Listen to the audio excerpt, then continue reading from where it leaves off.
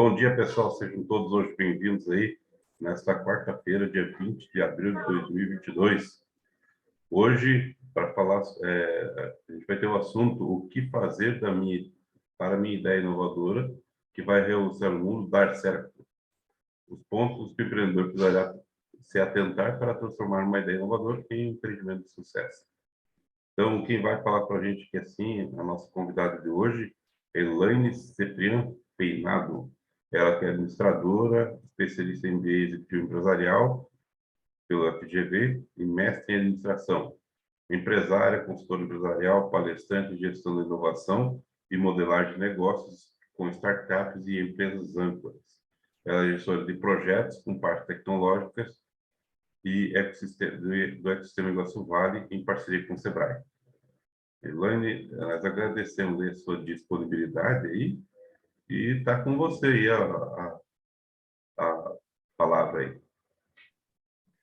Muito obrigada, Nilmar, muito obrigada pelo convite, e é um prazer conversar sempre com o pessoal de Marechal, com muitos parceiros aí, né? Tô vendo aqui, ó, o Gerson estava em reunião com ele ontem, está por aqui também, então sempre muito bom estar com vocês que têm o empreendedorismo aí na veia, e é muito bom conversar sobre isso, né? Quando eu fiquei pensando sobre o tema, eu fiquei pensando, nossa, tem muitos empreendedores em Marechal que são empreendedores com muitos anos, de empresas de muitos anos, que já construíram negócios de sucesso, e alguns estão em cima desse negócio de sucesso, já está construindo outro negócio, e outros estão começando. Então, é uma jornada muito interessante, uma jornada bem legal, e eu quero poder contribuir um pouquinho hoje vou trazer bem a minha visão e um pouco do que eu tenho visto e vivenciado aí nos projetos que eu trabalho, né? Essa é uma pergunta que, inclusive, eu recebo frequentemente, né? Ah, o que eu faço para minha ideia dar certo? E para começar, né, a ideia por si só, ela é muito pouco, né? Uma ideia, embora a gente é muito apaixonado. O dono da ideia, eu sou uma pessoa que tem muitas ideias. O dono da ideia, ele é muito apaixonado pela ideia, né? Ele tem um apego afetivo por essa ideia.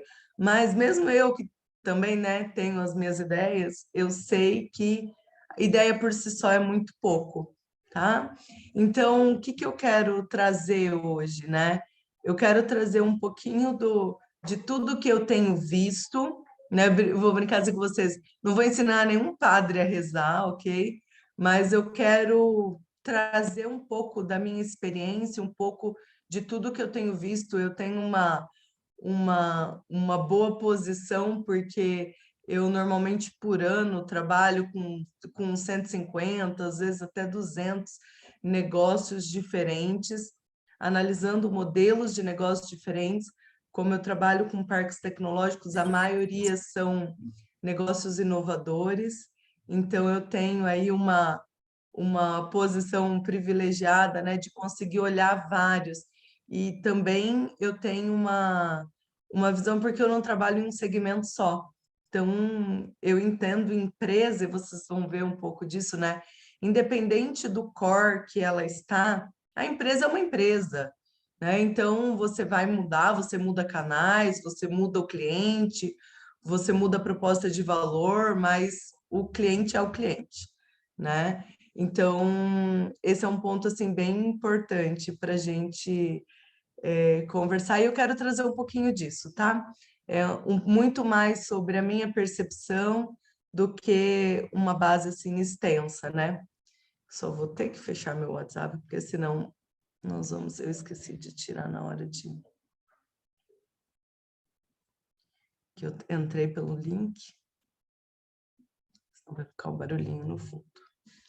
E aí a primeira pergunta assim que eu trouxe é: para pensar no que dá certo, eu gosto muito de pensar no que dá errado. Por quê? Porque quando é um case de sucesso, e a gente tem no Brasil vários, né, cases de sucesso, basicamente as pessoas tentam copiar aquilo. E quando elas tentam copiar aquilo, basicamente quando a gente for olhar para a estratégia, a gente sai do oceano azul e vai para um oceano vermelho, porque as pessoas estão copiando uma coisa que já deu certo. Então, normalmente, eu gosto de fazer o caminho inverso, que é olhar o que deu errado, por que deu errado, e a partir daí construir novas estratégias. Claro, fazendo benchmarks com o que dá certo, mas também para construir novas estratégias, porque senão a gente só vai copiar o que os outros fizeram, né? E um exemplo, assim, para mim, que é muito característico de inovação que flopa, vocês, provavelmente a maioria que vai se lembrar, de quando lá em 2000 e poucos, o Google lançou o Google Glass. Vocês lembram disso? Do Google Glass? Que era um óculos de realidade aumentada que vinha as informações na lente. Para quem não lembra, podem mandar aí no chat se vocês lembram ou não. Lembramos, sim. Sim. Lembra, né? Aí eu fico, sabe o que eu fico imaginando? A pessoa que inventou o Google Glass hoje, ouvindo todo mundo falar em metaverso, hoje vendo a Ray-Ban soltar uma parceria com o Facebook, agora a Meta, né? De um óculos de realidade aumentada. Por que que lá atrás esse conceito não funcionou e hoje a gente vê uma possibilidade real de funcionar? E é o mesmo conceito, né? Então, tem muitos fatores quando a gente fala de inovação, né? Especificamente nesse caso, a gente tem o timing, a gente tem o preparo do cliente, e a gente vai falar de várias questões aqui que fazem a inovação flopar. Normalmente, ela está associada a um conjunto de coisas, né? Não é um fator só, tá? Então, para a gente construir negócios inovadores, a gente vai começar por esse caminho. E aí, eu trouxe, então, um estudo da Fundação Dom Cabral, que foi feito em 2015, sobre a percepção das startups, por que elas funcionam, elas sobrevivem e por que elas descontinuam, tá? E olha que legal, né? Quando a gente olha o lado aqui da startup que está sobrevivendo, que está em operação, ela fala que a aceitação do produto pelo mercado, a sintonia entre os fundadores, a capacidade de adaptação dos gestores. Quando a gente olha para as startups descontinuadas, ela coloca falta, e a percepção da própria startup, né? Falta de comprometimento em tempo integral, não alinhamento de interesses pessoais, falta de capital investido. Tirando a questão dos fundadores, a sintonia dos fundadores, que, enfim, é um ponto comum, dá para ver que são pontos bem diferentes, né? Da perspectiva de quem sobrevive para a perspectiva de quem descontinua. E aí, quando a gente vai olhar o contrário, que são os fatores menos importantes, também é interessante, né? Eles trazem como a não aceitação do mercado, falta de identificação dos fundadores, inviabilidade de produto, de produção tecnológica, porque nunca a nossa ideia é o problema, né? Isso tem muito a ver com a paixão pelas ideias. E aqueles que operam, né, que estão sobrevivendo, eles trazem a facilidade, o bom relacionamento, a disponibilidade de capital. Isso é muito interessante, gente, porque, na verdade, todos esses fatores eles vão atuar em conjunto, né? Todos esses fatores eles vão estar ali sendo associados e criando um caos perfeito, né? Criando um sistema complexo o suficiente para fazer uma startup sobreviver ou não sobreviver. E aqui um ponto importante é que eu vou usar o termo startup, né? Mas a gente está falando aqui de negócios inovadores. Então, por exemplo, até a gente viu aqui no Inova Meet, né, um projeto daí de Marechal, que é da Ana Maria, do uso de proteína de peixe para suplementação alimentar proteica, né, no sorvete, no caso. E, e esse é um tipo de projeto inovador que ele não tem todas as características de uma startup, né? A gente tem, por exemplo, aqui o Nilmar, o Gerson, e enfim, se vocês quiserem me mandar também as áreas de todo mundo, né? Que estão na área de tecnologia. E na área de tecnologia é, é muito startup, né? É muito o mindset relacionado à startup. Então, esses são pontos importantes, né, de a gente considerar e entender. Quando eu estou falando aqui, estou falando para todo mundo, tá?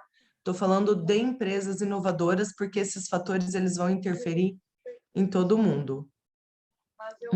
Se vocês quiserem, gente, também ir fazendo perguntas, falando, fiquem bem à vontade, tá? É uma conversa mesmo.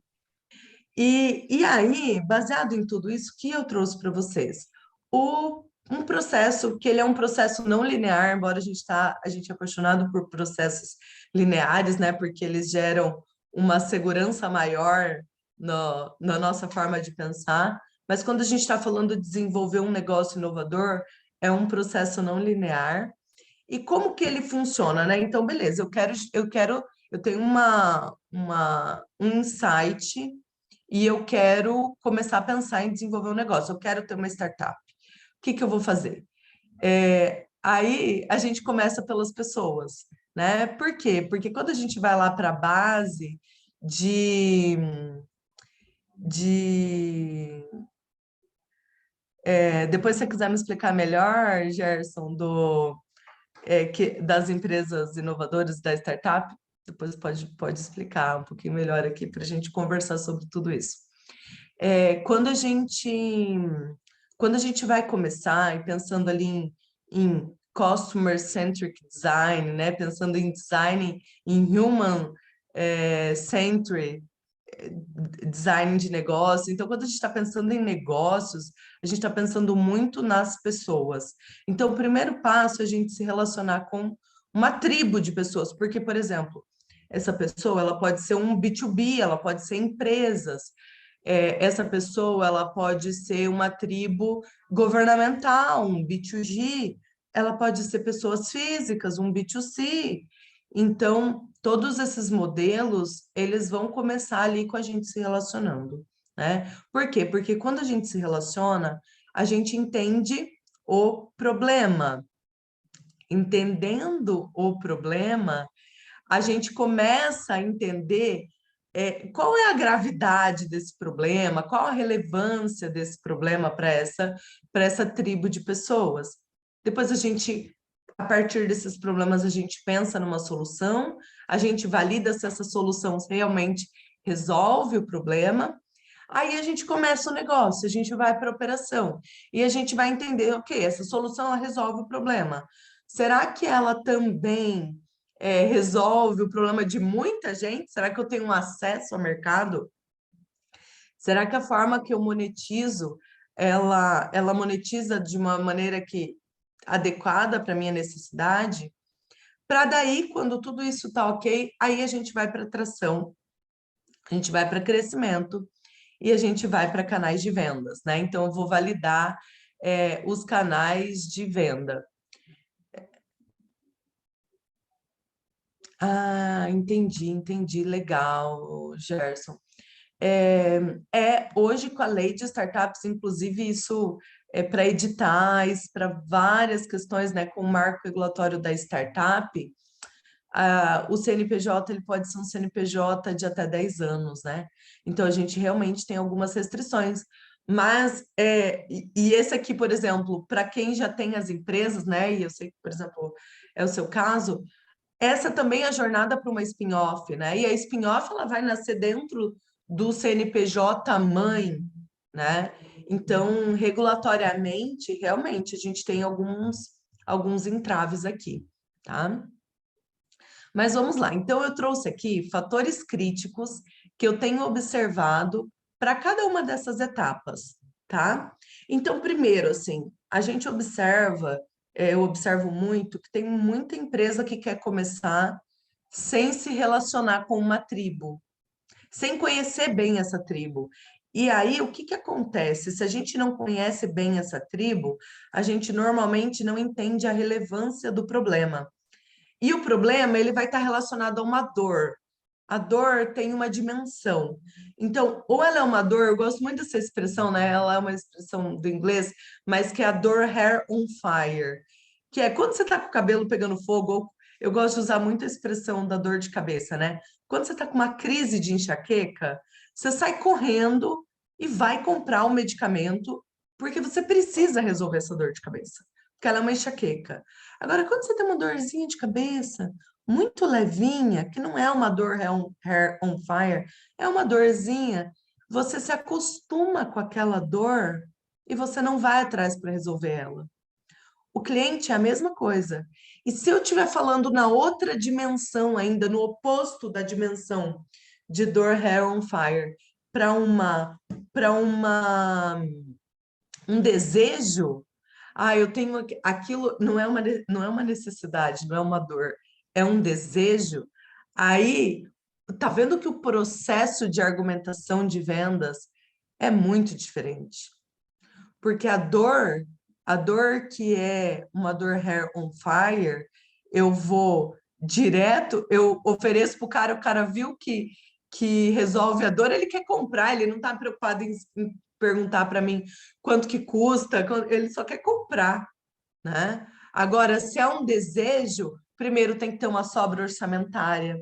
Para a gente realizar desejo, a gente só realiza com sobra orçamentária, né? Tanto para pessoa física quanto para pessoa jurídica. Se é desejo, entra na lista, na wish list, né? Na lista de todos os desejos. Então, eu vou comparar, eu tenho esse desejo, mas eu também tenho aquele, eu também tenho aquele, qual que eu vou realizar primeiro com a minha sobra orçamentária? Então, o processo de venda fica muito mais difícil. O que que eu observo, gente? Às vezes o empreendedor, que ele não se relaciona tanto com o cliente, na cabeça dele, a dor é uma dor hair on fire. Mas para a tribo de clientes, aquela dor é uma dorzinha que ele está acostumado ou é um desejo, tá?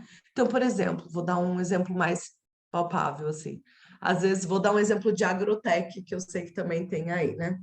Às vezes, na agrotech, a argumentação é, olha, você vai ter controle, você vai poder ganhar produtividade, digitalizando esse processo, ou tendo mais dados para gerar tomada de decisão.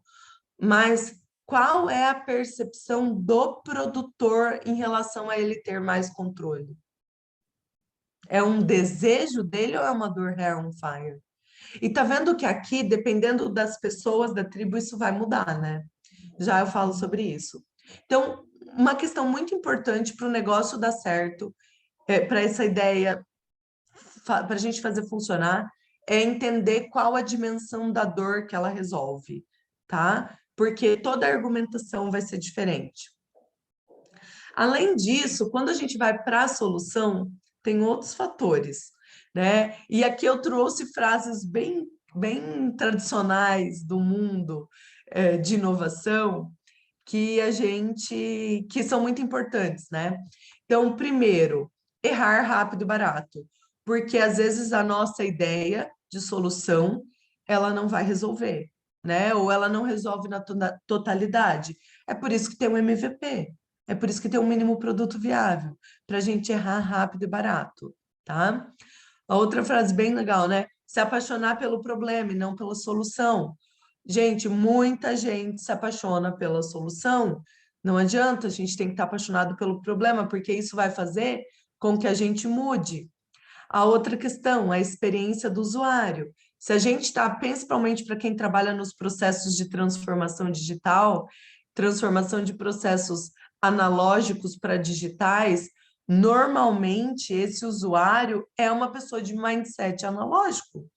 Então, não adianta a gente criar uma interface que é linda para quem está desenvolvendo, para o designer que está concebendo, mas para o cara que é analógico, aquilo tudo é grego, né?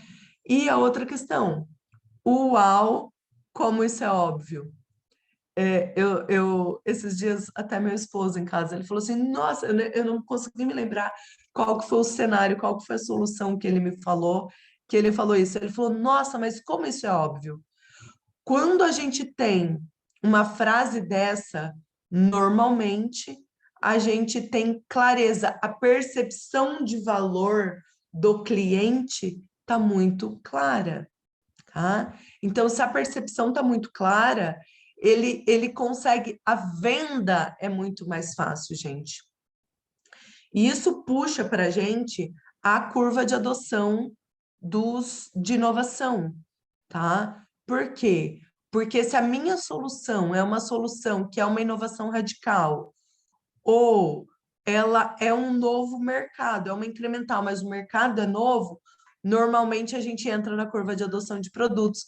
E aí, mesmo olhando a minha tribo como um todo, mesmo enxergando essa tribo, eu ainda vou entender que essa minha tribo se comporta numa curva normal e que eu tenho nessa minha tribo inovadores, que eu tenho nessa minha tribo adeptos iniciais, que são os early adopters, e só depois de um abismo que eu vou atingir a maioria.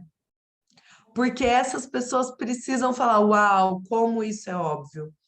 Quando a gente tem o uau, quando isso é óbvio, normalmente o abismo entre os early adopters e a primeira maioria, eles são mais fáceis, tá?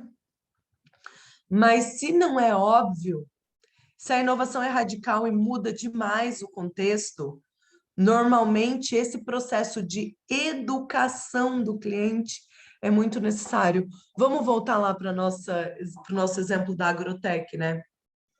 Então, lá, a gente está estabelecendo um hardware que vai coletar dados no sistema produtivo dele, que aí pode ser suínos, aves, leite, qualquer cadeia produtiva, grãos, qualquer uma das cadeias produtivas, nós estamos colocando lá um hardware e que vai coletar dados, que vai gerar insights, depois a gente vai colocar uma interface para monetizar um SaaS, e a gente vai ter uma inteligência artificial gerando análises para ter modelos, vamos colocar modelos preditivos aí para esse produtor rural. Beleza, até aqui tudo isso que a gente falou foi grego para ele, né? Então, como a gente vai traduzir isso para ele? Quais são as palavras que nós vamos utilizar para que ele entenda essa proposta de valor, para que esse processo de educação de cliente aconteça e essa inovação, que é uma inovação radical para um modelo que a gente sabe que é um modelo super tradicional de sistema produtivo, né? Como que a gente vai criar essa argumentação para que ele entenda, para que a gente eduque. Agora, vocês estão entendendo que para a gente educar cliente leva tempo? Quem tem filho sabe, né? A gente educa uma criança e você fala, meu, agora educou. Daí você vai, cara, não educou. Aí você vai de novo. E você vai 300 vezes no mesmo ponto até ele educar, com estratégias diferentes. O tempo importa demais nesse fator. E para startup, tempo é um fator crítico de sucesso, tá? Vocês vão ver daqui a pouco, ainda mais por quê. Então, são todos fatores que impactam aí na solução. E aí vamos falar, ok, solução resolveu, tudo resolveu, tá fácil, assim, o pessoal tá até aceitando. Então, agora eu vou entrar em operação, agora eu vou para o mercado. Então, agora eu tenho que passar de um cliente, que às vezes é um cliente não pagante, para vários clientes pagantes, né? E aí, então eu preciso de acesso ao mercado, eu preciso de canais de venda, desenvolver esses canais, entender esses canais. Qual é o canal que chega ao meu cliente? Tem muita gente, né, que fala assim, não, abre um Instagram, abre um Facebook, que vai dar certo. Tem um site. Não sei, gente. Não sei se esse é o melhor caminho, tá? O que que vai depender? Vai depender de você conhecer sua tribo. Vai depender de você entender como essa tribo está se comunicando, como a gente acessa ela. E aqui, né, acessa num volume considerável, porque aqui eu já preciso de volume. Aqui a gente começa a se debater com muitas objeções, porque aqui a gente já tem um funil de vendas, e ele é funil por um objetivo, por uma questão simples, né?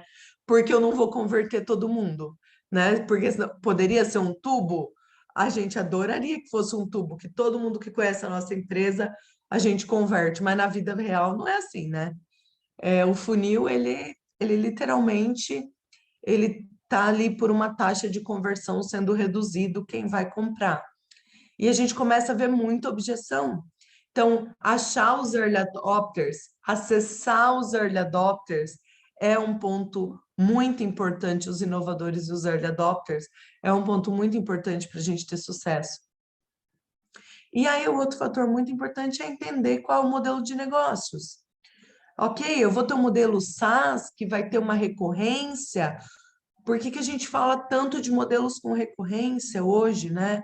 A maior parte das teses de investimento das aceleradoras, dos grupos de investimento, eles estão relacionados a modelos com recorrência. Por quê? Por causa da curva de crescimento. É muito mais fácil você crescer com um modelo recorrente, se você controlar bem a evasão de clientes, que é o churn, do que se você não controlar, ok? Do que se você tiver que vender todo dia o pão francês, né? Então, que é um modelo tradicional. Mas tem empresas que terão modelos tradicionais, terão produtos inovadores e modelos tradicionais, ok? Isso pode acontecer, isso é real. Então, a gente precisa entender qual é o modelo que vai funcionar melhor para esse conjunto de negócio. Por quê, gente? Porque aí entra para o outro ponto, né? A gente usa muito a expressão break-var, né? Ela vem do inglês de break-even point, que é o ponto de equilíbrio. A startup, ela precisa break-var ou ela não precisa break-var? Ela precisa pagar as suas contas ou ela não precisa pagar as suas contas? Aqui a questão é simples, né, gente? Depende, tá? Depende. Primeiro, num longo prazo, toda empresa precisa gerar lucro pro acionista, né? Então, vamos colocar as startups clássicas que ainda não break-varam. Uber, Nubank, elas não atingiram ponto de equilíbrio ainda, mas elas estão prometendo na bolsa para acionistas, para pessoas que acreditam, né, que compraram as suas ações num IPO, que um dia elas vão ter lucro, ok? Por quê? Porque senão ela não sobrevive, né? Agora vamos falar aqui no oeste do Paraná, né? Que a gente ainda não tem nenhum IPO aqui. A gente não tem aqui ainda um processo extremamente estruturado de investimento. A gente tem o Negócio Angels, né? Começando muito bem, graças a Deus, o processo. Tem aceleradoras vindo para cá, e também se organizando aqui na região, mas a gente não tem um processo de investimento muito estruturado. Ou seja, gente, se a gente não tem esse processo de investimento estruturado, que nós estamos falando principalmente desse momento aqui, né, antes do ponto de equilíbrio, a startup ela vai ter que se sustentar. Então, ela vai ter que monetizar o suficiente para ela se sustentar, porque senão ela não vai sobreviver. Tá? Senão ela entra no vale da morte aqui e ela morre, né? Então, tem vários fatores que vão se relacionar. Então, como eu sempre digo, né? Quando eu olho um negócio, eu sempre falo, olha, qual é a sua necessidade de ponto de equilíbrio? E aí vai mudar muito, né? Por exemplo, numa empresa já estabelecida, se eu tenho um ponto de equilíbrio na empresa estabelecida e eu tenho lucro, esse lucro pode ser investido na startup, que vai ser a spin-off, né? Se eu tenho uma empresa que está começando e eu começar com um ticket médio muito baixinho, ele vai demorar mais para break-even. Você precisa desse ponto de equilíbrio, o ticket médio precisa ser maior para ser mais rápido, tá? Então, essa relação volume de clientes e ticket médio importa muito. E daí, o que volta a importar? O problema que eu resolvo. Porque para eu cobrar um ticket médio mais alto, eu tenho que ter um problema maior. Eu tenho que ter um público capaz de pagar. Vamos pensar em modelos de streaming, né? Que é um modelo B2C. Por que é R$ 40 em média o valor? Porque é o valor que uma pessoa física pode pagar, sem querer dar churn, né? Então, olha como tudo isso se relaciona, né? Por isso que eu falei, é um ambiente extremamente complexo, tá? Ok, aí a gente vai para a gente vai para crescimento, né? Eu operei, deu tudo certo. Cheguei lá, estou crescendo. Aí a gente já coloca, né? Qual que é a expectativa de todo mundo? Eu coloquei uma observação. Crescimento exponencial, claro. A expectativa é de crescimento exponencial. A expectativa é daquela curva que eu mostrei antes, né? Na prática, o crescimento exponencial ele vai depender de muitos fatores, gente. Primeiro, o nicho ele não pode ser um nicho do nicho, né? Porque esses tempos atrás atendi uma empresa inovadora e ela falou assim: Nossa, eu lancei, era um produto metal mecânico, e ele falou assim: Eu lancei um produto que o mercado no Brasil eram 15 empresas. Eu vendi para 3, até que a taxa de conversão tá boa. Mas qual é a escala que tem um negócio desse? Nenhuma.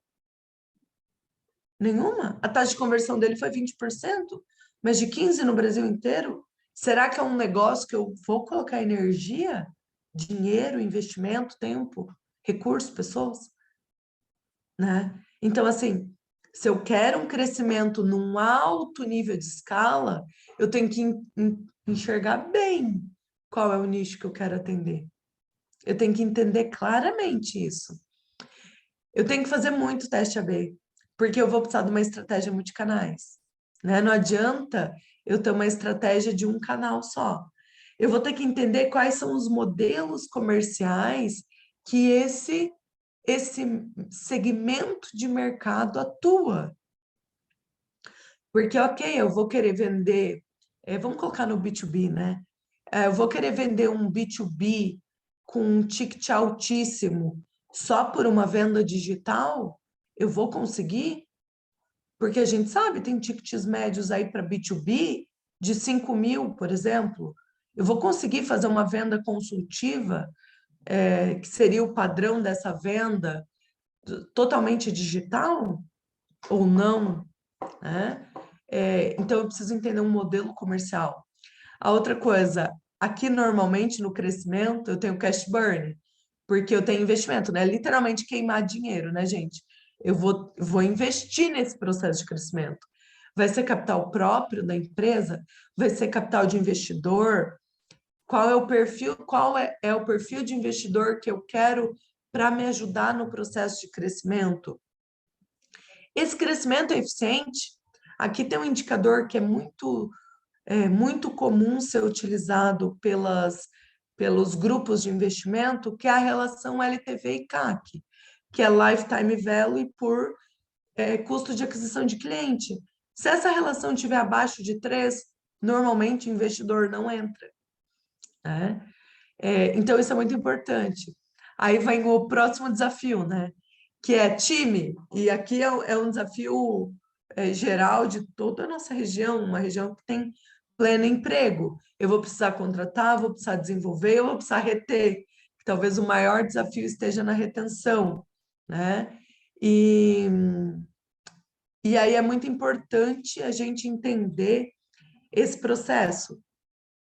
E eu vou ter o processo de gestão, porque aí o empreendedor, ele deixa de ser o cara da ideia e ele veste o chapéu do empresário gestor que tem que fazer toda essa roda funcionar. Líder, gestor empresarial, gerente, né? E ele vai fazer toda essa roda funcionar, tá? Então, a expectativa é de um crescimento exponencial, mas o desafio para esse crescimento, ele também é multicritérios. tá? Então, aqui estão alguns dos critérios que são necessários, né? Então, quando a gente olha aqui para o ciclo, né? E a gente vê fatores críticos, eu fui trazendo fatores críticos de cada etapa para que a ideia que é gerada gere um negócio de sucesso. Vocês podem ver que o ambiente, né, é mais complexo, então a gente precisa olhar isso, entender isso, e a gente precisa de um fator, outro fator muito importante que eu quero encerrar com ele, que é o empreendedor, a empreendedora, né? Nesse processo todo vai exigir dele uma adaptação, uma flexibilidade muito grande, e que se isso não acontecer, o negócio morre, né? Vai exigir um aprendizado constante.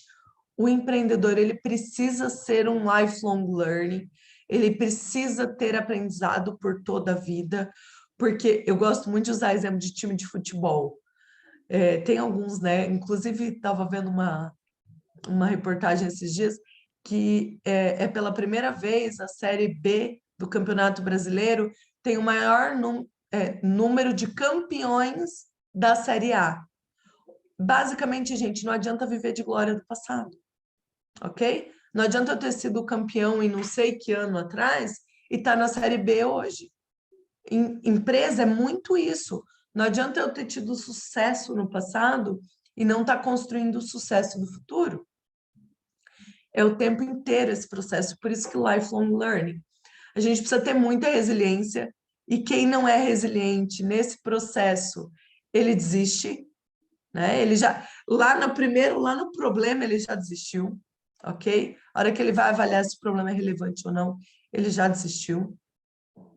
No primeiro feedback negativo, então, nem se fala, por isso que é necessário ser centrado no cliente. Também é muito importante que ele esteja no ecossistema, que ele faça parte do ecossistema. Eu atendo empresas, por exemplo, do estado, né, Curitiba, e fora do estado também, e quando elas não estão em um ecossistema, o nível de maturidade do empreendedor é muito mais baixo. Por quê? Porque atrapalha o processo de aprendizado dele. Aqui, por exemplo, né, dentro do Iguaçu Valley, só de ter esse contato com essas pessoas, quanta possibilidade de troca a gente tem, de insights, eu gosto de uma frase da minha avó que é assim, de não errar o erro do outro. Se o outro já errou naquilo, eu não preciso errar na mesma coisa. Eu posso aprender com ele, né? E fazer um erro novo, e eu posso usar o meu erro novo para ensinar o outro também. Então, estar num ecossistema ajuda muito, evolui muito, porque aumenta o leque de possibilidades. E ele tem que conseguir engajar outras pessoas, né? O empreendedor, e aqui é cliente, aqui é fornecedor, aqui é ecossistema, aqui é colaborador, é todo mundo, tá?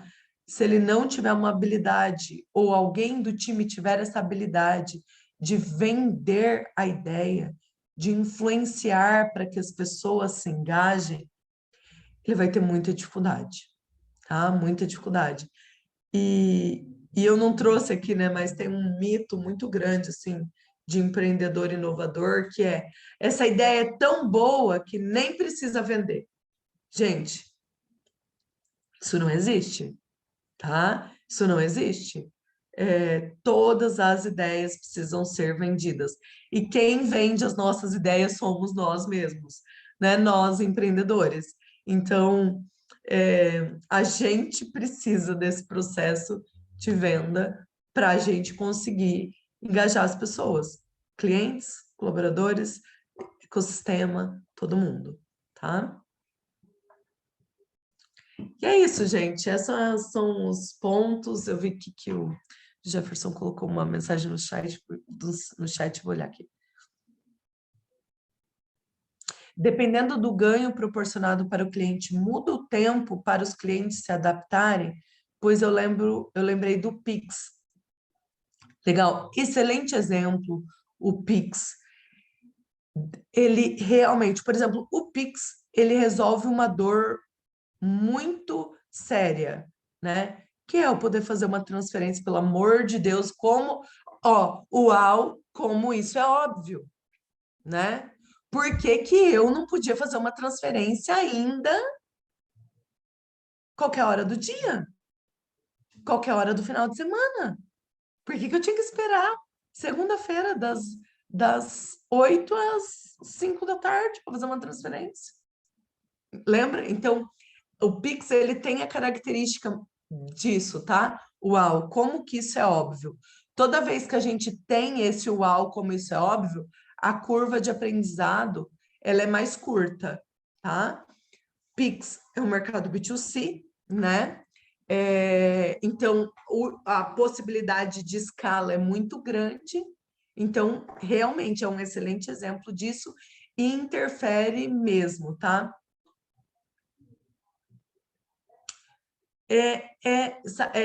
Jefferson, isso é bem legal. Por quê? Porque o Pix, ele vai entrar aqui igual o WhatsApp, né? Pensa quantos clientes analógicos que têm muita dificuldade de mexer com o sistema, mexem no WhatsApp e fazem Pix, tá? Ele, para mim, em termos de mecanismo, né, e de adaptação, ele entra na simplicidade do WhatsApp, tá? Que normalmente é o primeiro canal para pessoas que estão nesse processo de transformação digital, tá? O sistema ele é bem mais complexo.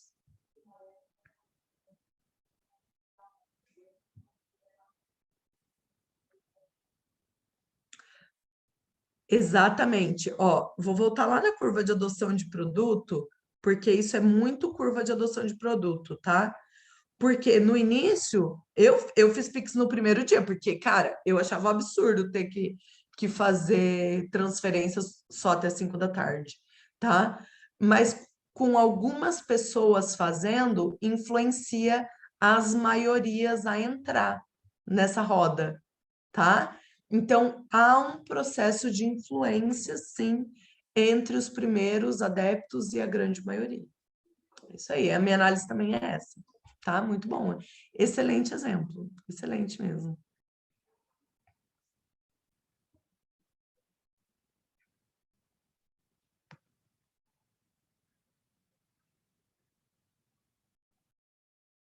Legal, Gerson, bem legal mesmo, bem legal. É um bom negócio, né? Pessoal, se vocês quiserem abrir o microfone e falarem, vamos conversar mesmo, fiquem bem à vontade, tá? A gente está usando o chat, mas eu sou bem da troca humana, do relacionamento. Maravilha, pessoal. Pode abrir o chat aí. Se não quer fazer pergunta aí, fica à vontade aí, abre o microfone Você tá me ali. ouvindo? Estão ouvindo sim. Sim. Bem, eu tava ali digitando, né? Aí eu pensei, tipo, falei nesse negócio de algo para nicho, porque, bem, eu não sou, tipo, empresário assim, eu tenho esse conhecimento da parte administrativa com vocês, né? Eu sou mais desenvolvimento de software, né? Que eu sou um estudante de ciência da computação.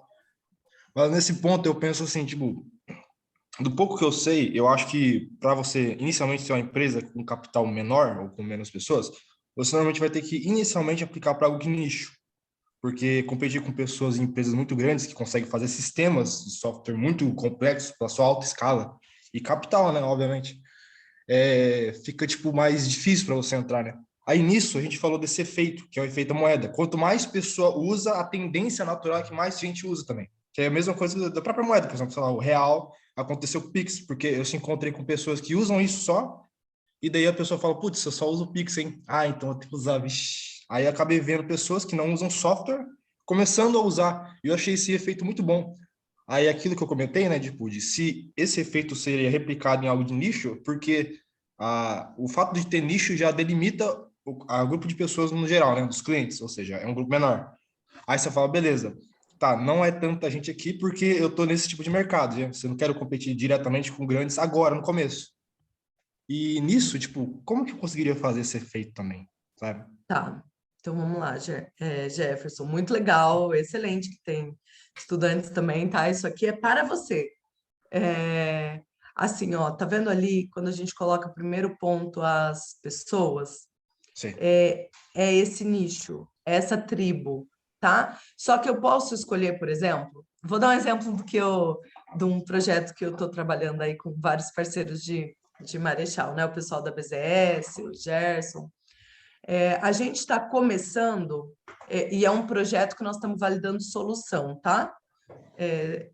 A gente começou com uma empresa, só que eu sei que esse mercado, ele é muito maior. Então, eu começo, sim, estabelecendo um nicho, mas eu olho e começo trabalhando normalmente local, tá? Mas eu sei que, por exemplo, vamos pensar, empresas que vendem software, é um nicho, ok? Só que é o nicho que nós estamos trabalhando. Só que, por enquanto, eu estou trabalhando com duas, três, que têm mais características. Então, elas vendem software, é B2B, para pequenas empresas, para eu começar minha solução pequena. E depois eu vou crescendo a solução. A gente está acostumado a olhar, por exemplo, as big techs, né? Só que a gente esquece que elas começaram lá pequenininha. A Amazon começou com um e-commerce vendendo livros lá em 1994, entendeu? Então ela começa pequenininha, todas elas, tá? E claro, ao invés de você desenvolver um RP completo, você vai lá e desenvolve uma parte, uma solução, só que ela tem que pegar numa dor, porque senão você não vai vender, tá? Ficou claro? Ficou. Daquela parte dele, tipo, eu não lembro muita história, mas ele pegou necessariamente esse problema que era do livro, mas paralelamente a isso ele já estava pegando a parte logística toda, né? Aí que ele conseguiu fazer a escala. No começo, não, ele validou o negócio, sabe como que ele validou? Sem capital nenhum, gente. Ele só desenvolveu o site em 1994, ou seja, numa era pré-digital, né? Lá nos Estados Unidos um pouco melhor, mas ele comprava, ele vendia, depois que ele vendia, ele ia numa distribuidora, comprava o livro e mandava pelos canais tradicionais. É tipo dropship, eu acho, né? Não sei Aham, se é tipo um assim. dropship. Foi Tipo o um primeiro dropship. dropship. O primeiro dropship da história, tá? Aí ele começou a ver, aí começou a expandir. Mas o negócio começou com website, Entendi. tá? Provavelmente, tipo, nessa pilha, acho que ele começou a ver, né, que já tem esse ponto, que ele não tem controle, que é a parte logística, deve ter pensado, pô, aí é um ponto interessante. Aí você tem capital, né? Porque, por exemplo, a Sim. IPO da Amazon é do ano 2000, né? Aí Caramba, você tem é, capital, nem entendeu? tá com um ano só lá. Aham, exato, exato. Tipo, né? Eu não tinha nem computador. Nessa época ele já estava fazendo IPO de uma empresa de tecnologia, Caramba. tá? Uhum, é isso aí. Gerson, quer comentar também?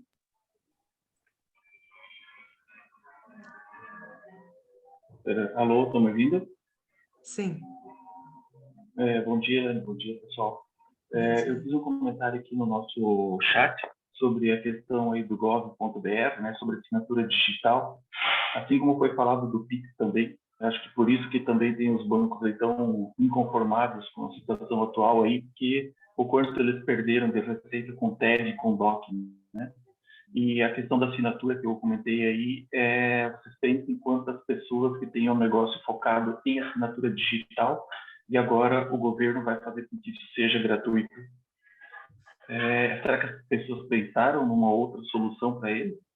Eu digo isso porque nós aqui, a solução que a gente está trabalhando em parceria com a Elaine, ela também tem o tempo de vida dela. Então, a gente não sabe quanto tempo ainda. Algumas coisas que estão nessa plataforma já era visto que iriam acabar há 2 anos atrás, mas a gente está vendo que vai levar mais uns 2, 3 anos ainda para frente para acabarem. Só que nós já temos que pensar que o nosso produto tem, como ele está hoje, ele tem um ciclo de vida, já tem quase que uma data de validade para ele. mas do jeito que a gente está conseguindo angariar novos clientes, nós estamos pensando na tal da coisa que hoje é o petróleo novo, né? Nos dados. Hoje, quantas pessoas aí eu tenho 5 mil usuários para mim fazer um trabalho em cima deles com algum outro produto para eles? Porque esse que eu estou tendo hoje, ele vai vencer. Então, eu já tenho que pensar aí para frente em alguma nova solução, porque eu já tenho fidelizado esses 5 mil usuários, né? Então, também é uma coisa para se pensar sempre. Aí, o término da vida útil do que a gente faz. Seria essa a minha observação. Obrigado. Legal, muito bom, Gerson. É exatamente isso, gente. Todo produto tem um ciclo de vida, tá? E realmente, e assim, ó, isso é legal porque puxa também assim, a gente pensa, né? A minha ideia é única. Gente, não é.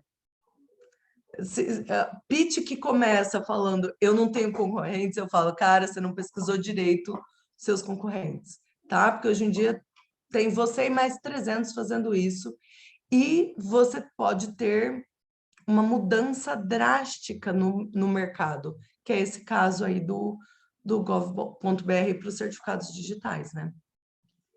Então, é muito importante isso, por exemplo, com empresas, né, consolidadas, a gente trabalha muito, que é ter a estratégia de inovação. Eu estou com um produto lá que é a minha vaca leiteira hoje, né? Mas o que eu estou fazendo para engordar minhas bezerrinhas para elas serem minha vaca leiteira do futuro? Tá? Porque, né, a vaca ela tem um ciclo, porque ela não vai dar leite pro resto da vida. Então eu tenho que ter bezerro no pasto, porque bezerra no caso, para dar leite, tá? Então é basicamente essa analogia. E isso tem muito a ver, né, com o que a Juliana também comentou no chat, que, gente, sim, pensem assim, ó, ela comentou, né, dos produtores rurais terem bastante resistência à tecnologia. Quanto mais a pessoa tiver um comportamento analógico, mais ela vai ter essa tendência. Então, por exemplo, tudo para ele não, por exemplo, eu teria que estar em Marechal falando isso com vocês. Se não for presencialmente, não dá. Se não vier aqui apertar minha mão na fazenda, ver a minha soja, ver o meu milho, ver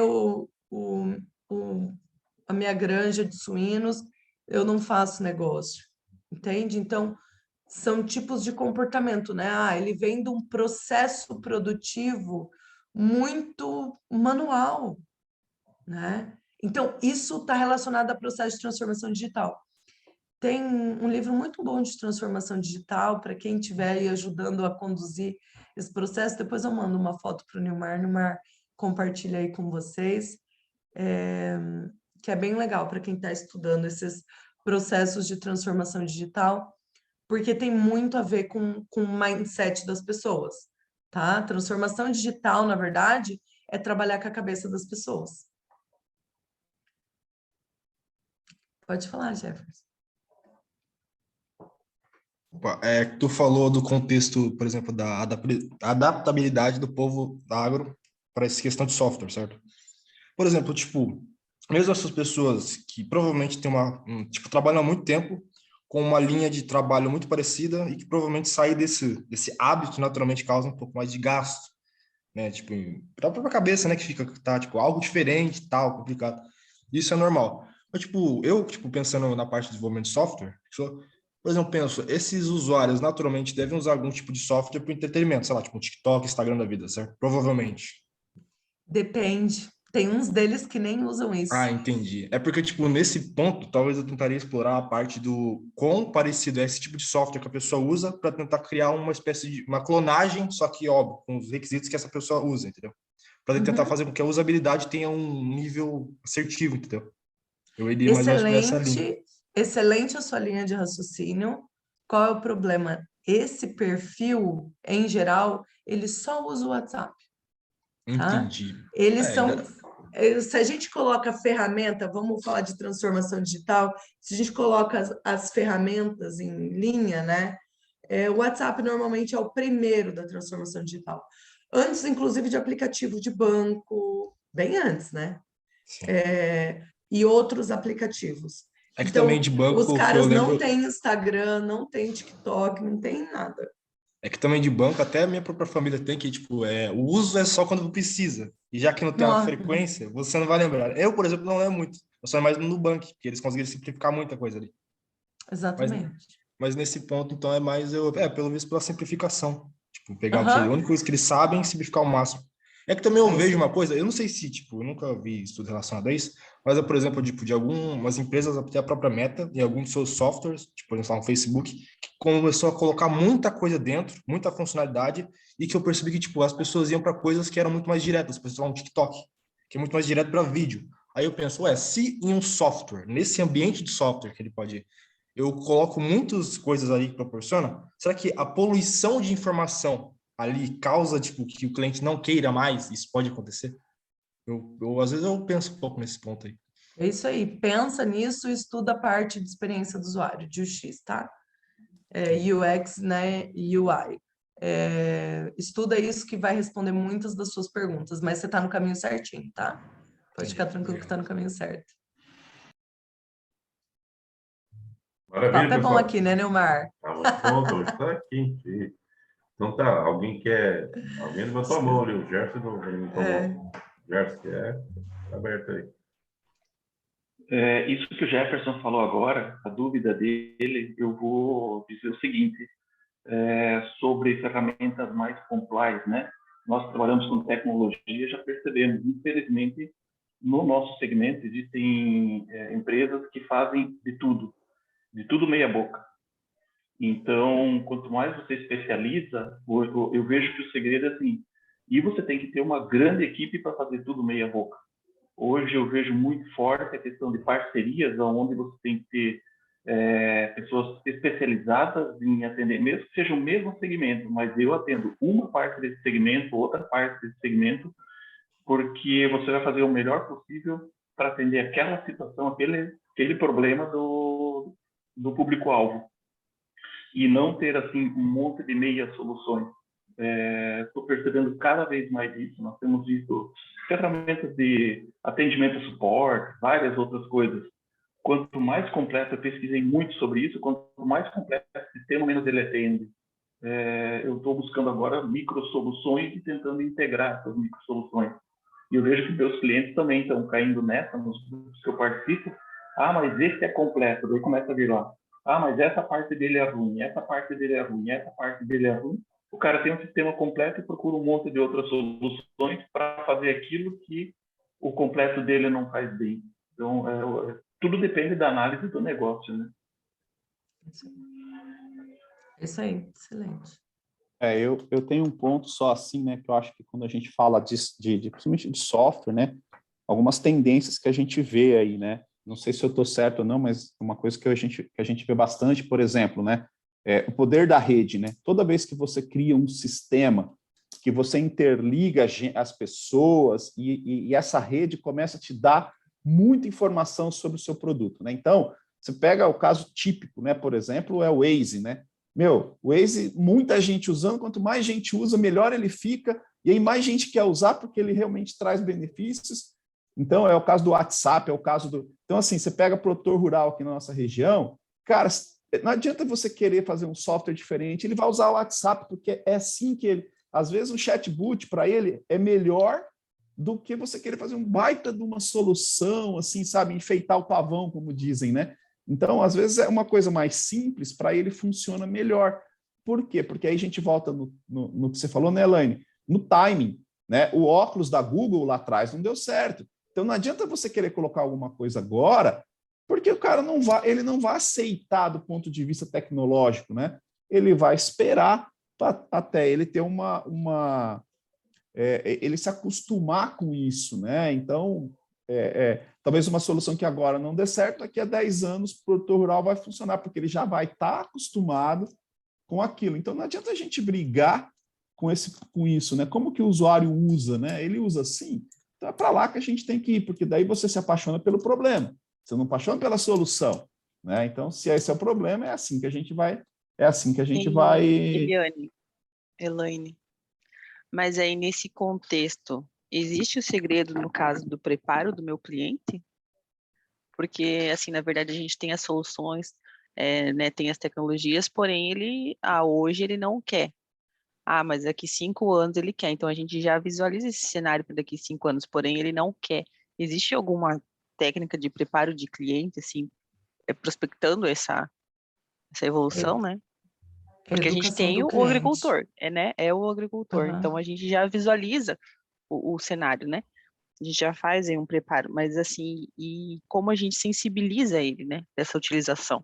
Porque, assim, da questão que eu comentei anteriormente, nós tivemos aí no dia de campo uma arena específica de inovação, né?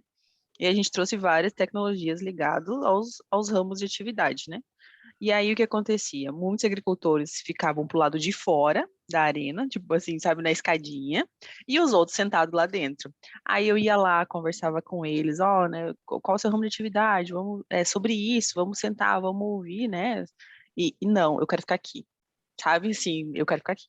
Não, tudo bem, né? Então o senhor pode ficar aí e tal. Aí eu dava uma voltinha, de repente eu olhava, tava a pessoa sentada lá dentro, sabe? Então, assim, é difícil, porque eles querem, mas ao mesmo tempo eles não querem, sabe? Então, assim, e isso que são os nossos agricultores, então, assim, eles são muito sensíveis eu não digo sensíveis, mas, assim, eles estão meio que, parece, chocados com as tecnologias, sabe? Então, assim, é como você mencionou, eu sempre fiz dessa forma, sempre foi manual, da família, etc, né? Tirei o leite da vaca com a mão, né? Aí, assim, alguns evoluem mais rápido, né? Então, a gente tem aí tecnologias de que você nem precisa mais colocar a mão na vaca. Inclusive, o sistema mesmo abre as porteiras, vai, tira, né? Acopla sozinho no leite e tira. Mas tem uns que, a maioria, eu digo assim, sabe? Tem muito receio a essas inovações. Então, a gente está buscando aí um termo para poder sensibilizar esse público, né? Sim. Marcelo, você quer complementar? E que daí eu já falo do que os dois estavam falando juntos. Não, não, pode mandar ver, É, Elaine. É mais ou menos isso mesmo que eu acho era que isso. quando você tem o lado do medo, né? Porque psicologicamente o ser humano tem medo do que não conhece.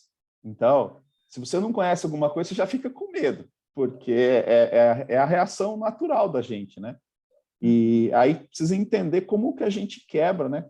Começa a Tá. quebrar esses pontos e assim, pensando, eu fico sempre pensando, que acho que a Juliana falou, de daqui 5 anos, preparar. Eu não sei, mas acho muito difícil isso, sabe, Eliane? Porque que tecnologia que vai vir, né? Então, às vezes, você fala assim, cara, o WhatsApp só tem 10 anos, né? Então, o que vai vir depois dele, né? É difícil isso também, né? Para a gente ter, assim, eu acho que é óbvio que a gente sabe que vai melhorar, mas não muita coisa, a gente não tem algumas respostas, né? É isso aí. Vou juntar tudo, tá? Então, colocar daí o que a pergunta da Juliana e as considerações também do Marcelo.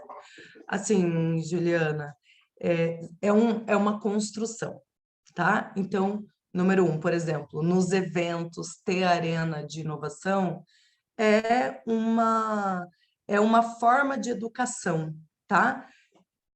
É literalmente educação, é desenvolvimento de competências.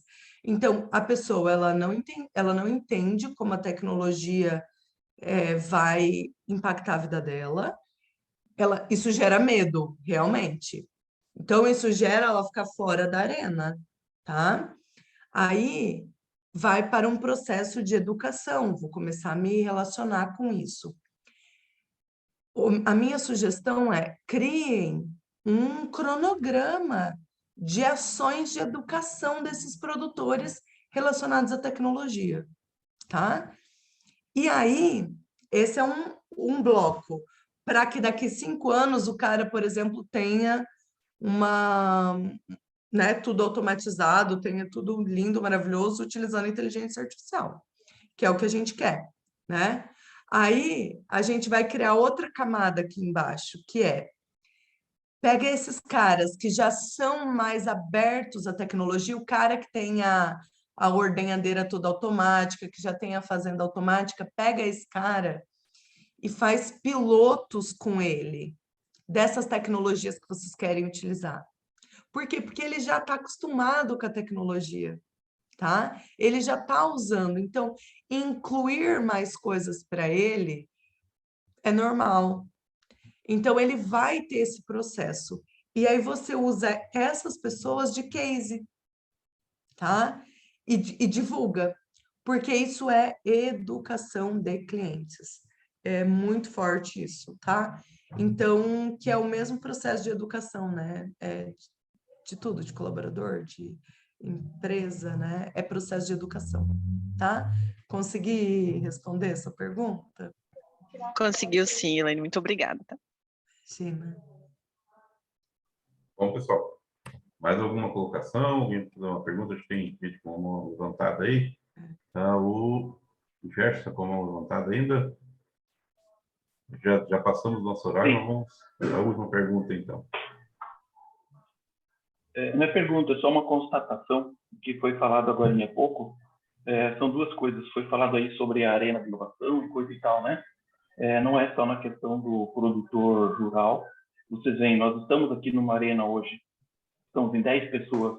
Quantas pessoas querem ter um negócio, inovação, saber ganhar dinheiro e coisa e tal, mas está difícil trazer o pessoal para essa arena aqui, né? E outra coisa que eu queria falar é sobre a oportunidade dessa nossa arena em relação ao que o Jefferson falou e foi falado aí sobre a meta. Quem lembra, há alguns anos, que existia um projeto chamado Second Life, que, na verdade, é a meta de hoje, né? O Google Glass não deu certo, mas aí as pessoas que estão antenadas na inovação, fazendo parte de grupos, trocando experiências, pegaram e viram a oportunidade. Agora, com a meta, que é o antigo Second Life, pode ser que o Google Glass volte à ativa também. Então, é muito importante estar ciclando, participando desses grupos, vendo o que é novidade, o que está sendo lançado. Como eu falei antes, aquela questão do gov.br que vai fazer assinatura digital. Poxa, se eu estava com o meu modelo de negócio, vou fazer um novo portal para fazer assinatura digital, já me quebrou as pernas. Então, vamos partir para outra coisa. Mais ou menos nessa linha aí que eu imagino. Tem um ditado que eu gosto muito. Seja interessado para ser interessante. Aqui mesmo no grupo eu vejo muitas pessoas que o Mimar convida para conversar, dar seu depoimento de vida e tal. Ah, beleza, eu topo, eu vou lá. A pessoa não assiste um depoimento de ninguém, mas ele quer que todo mundo assista o depoimento dela. Então, de novo, seja interessado para ser interessante, né? Beleza? Alguém mais pode? Tem o Jefferson, acho que está com a mão levantada aí, Jefferson. Uma perguntinha. Ela falou de, tipo, é uma parte que ela falou, que é desses rapazes aí, tá lá na arena, e daí ela convencer de tal coisa. Meio que, tipo, é pra parte de convencimento daquela pessoa que tá no meio termo de aceitar o produto ou não, certo? Mais ou menos isso. Tipo, tá na dúvida, ou no receio devido a alguma coisa, né? É que, tipo, nesse aspecto que eu penso, antes eu tava fazendo muita pergunta relacionada à interface, porque como eu desenvolvedor, eu penso mais nessa parte, né? A parte de negócio eu ainda não tem tanto conhecimento. Mas, tipo, nisso, você falou que a galera que já tem mais o uso dela, da tecnologia, tende a você fazer um acrescimento, sei lá, de funções, de requisitos para poder fazer com que a pessoa tenha mais vantagem. E, tipo, eu pensei assim, tipo, você dá mais vantagem para essa pessoa, e nisso que ela cresce, você vende mais para os outros, a ponto da pessoa falar, ia lá, a pessoa tá muito boa, hein, ó, tá produzindo bastante, tá indo muito bem. É, tipo, nesse aspecto, convencimento que consegue também. Porque, tipo, nesse meio dessas pessoas aqui da região, eu não olhava muito. Muita da minha visão era mais, tipo, sei lá, redes sociais, coisas, essas aplicações, esses modelos. Mas aí nesse, onde a gente encontra usuários que não têm muito uso desses dispositivos, tecnologia e tal, eu tô começando a ter essas dúvidas, sabe? Tipo, desse convencimento aí. Eu queria saber sobre o que você sabe. Tá. Eu vou brincar assim, Jefferson, essa é a resposta que todas as agrotechs da região querem, tá? Então, ela é uma resposta que não é linear, né? É um processo, e é um processo que demanda de comportamento humano, né? Então, ele não é um processo linear, ele é um processo que demanda bastante energia. Então, não imagine, assim, que é uma ação que vai fazer a diferença. Então, é isso, é um conjunto de ações e um monte de gente fazendo ações que vai convencer. Um resultado bom, um case de sucesso, é ótimo, é uma das ações, tá? Mas é uma, né? A gente precisa aí de um conjunto. Por quê? Porque não são 10 produtores que break-even, que chega no ponto de equilíbrio de uma solução, tá? É muito mais. Então, eu preciso, em média aí, das que eu tenho visto, 100 produtores, ou que seja ali algumas 50 produtores, para começar a empresa se manter, a startup se manter. Então, é um desafio considerável, tá? E aí isso leva tempo, né? E como eu falei, o tempo, ele corre contra a startup, porque acaba o dinheiro, né? E se não acaba o dinheiro, acaba... por exemplo, é só capital intelectual, é só o meu tempo que eu estou dedicando. Se demora muito tempo, a pessoa começa a falar assim, cara, mas essa hora que eu estou trabalhando aqui, eu poderia estar trabalhando uma hora remunerada, né? E aí o cara perde a energia e a startup morre, ela se descontinua, tá? Então é um desafio. Só que assim, ó, vamos pensar, né? Só aqui a gente tem âncora, a gente que tem ecossistema, tem desenvolvedor, tem empresa de tecnologia, então o ecossistema ele se fortalece muito com esse tipo de ação e esse tipo de conversa que a gente está tendo, por isso que, né, nem estamos olhando aqui no horário, que eu sei que normalmente o pessoal cuida muito, né, nas reuniões do Gosto Valley, porque é uma reunião extremamente, uma conversa extremamente profícua para o desenvolvimento das nossas empresas e a gente ter mais empresas. E aí eu vou deixar uma dica também para você, Jefferson, se aproximar das ações do Startup PR, do Sebrae, porque você é bem um perfil assim que tem as skills para desenvolver essa visão de negócio e ter a sua empresa. Então, aproveita aí para se aproximar dessas reuniões, Nilmar, e o pessoal aqui todo pode ajudar também nessa conexão, tá? Obrigado. É que essa parte, tipo, de empresa e tal, e resolver solução, eu acho muito interessante isso, essas coisas. Tipo, eu tô no meu curso, mas, querendo ou não, tipo, a área da computação, ela acaba se entrando em vários aspectos, e hoje em dia tá em praticamente tudo, né, com a digitalização. Isso. Aí, acaba que a gente tá presente nisso, e eu acho interessante isso. Também que, querendo ou não, tipo, é que tem muita gente dessa minha área, assim, que acaba tendo aquele ponto, que você até comentou, que ele se apaixona muito tipo, pela solução, não pelo problema. Tipo, pô, eu fiz um sistema bom aqui. É óbvio, tipo, é quase um filho assim, nossa, ele é bonitinho, não toque nele. Mas, tipo, isso é muito complicado, porque a gente acaba não vendo muito a parte ali da resolução. Só que daí eu tenho, tipo, um interesse até nessa parte, por exemplo, tipo, ver mais lá na frente necessariamente o que o software está fazendo aqui aplica ali. Aí que vem essa minha curiosidade. E também o ponto, tipo, pelo que você respondeu a mim, tipo, então eu tipo, meio que na minha conclusão, na minha cabeça foi ou você pega uma margem assim do segmento da galera que já está um pouco digitalizada para daí tipo tentar aumentar a startup até conseguir tipo fazer um eco para a região para o povo entrar, ou provavelmente fazer um estudo que eu acho que vai ser muito mais complicado de a trabalhador da parte de UI e tal para poder conseguir fazer com que as pessoas elas começam a aprender com você. Mas daí se você, eu acho isso muito difícil, porque daí já que a pessoa está naquele nível que não usa nada, nenhum dispositivo. Mas, se você, tipo, com os estudos que você conseguir fazer e com o marketing, a parte administrativa, conseguir aplicar isso, pode ser que o market share que você consiga seja alto, porque você está pegando uma margem muito grande de gente que parece que não tem muita gente entrando. Só talvez as próximas gerações dele, tipo, filhos e tal, que daí sim, aí já vão entrar para o aspecto da pessoa digitalizada. Aí já é outra coisa. É isso aí. E o terceiro aspecto é você conseguir um capital de fomento ou de investidor para sustentar esse momento de educação de cliente, tá? Por exemplo, tem um edital agora da FINEP para inteligência artificial aberto, que tem as áreas de agro, de saúde, de indústria 4.0 e de turismo e cidades inteligentes, tá? Então, são 80 milhões de reais, cada microempresa pode ter, a micro 1 milhão, a empresa de pequeno porte até 3 milhões de reais de acesso de capital de fomento. Também fica uma boa dica aí. Assim, é que e desse ponto aí, tipo, de indústria 4.0, eu ouvi acho que talvez um professor falando isso, que ele já nem trabalha mais aqui na região, que, tipo assim, muitas vezes o povo, organizações aqui do estado falam sobre indústria 4.0, só que tem muita gente que não pegou nenhum.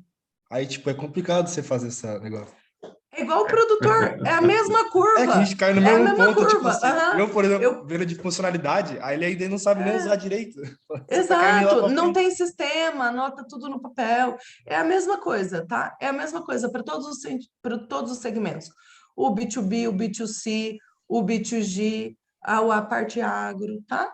É bem parecido. Sim. Bom, pessoal, Joia? a gente Vamos, né? tem que aí encerrar aí, porque agradecemos aí a participação da professora Elaine Peinado, né?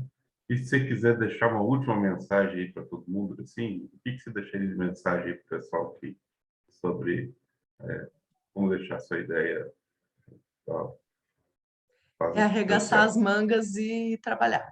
Não tem É, outro jeito. É validar, né? Errar o mais barato possível e arregaçar as mangas e trabalhar, porque a ideia não vale, né? O que vale é a execução da ideia. Então, é a execução agora. beleza. Muito obrigado, Elaine. Imagina, gente. Um abraço para vocês, tá? Você também. Tchau a todos aí. Até, Até a tchau. próxima Foi um semana. prazer. Até.